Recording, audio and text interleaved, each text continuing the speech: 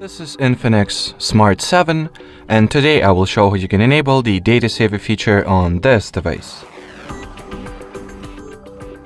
So first you will need to find and launch the Phone Master application. Then tap at the Data Manager tool. Onwards, grant all the permissions that it asks for, that is the phone access and usage access, so let's do exactly that.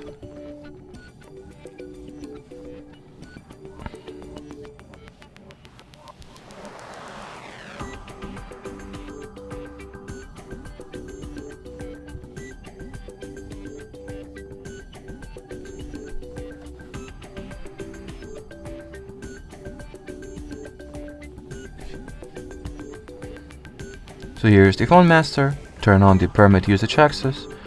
Now we'll just get back.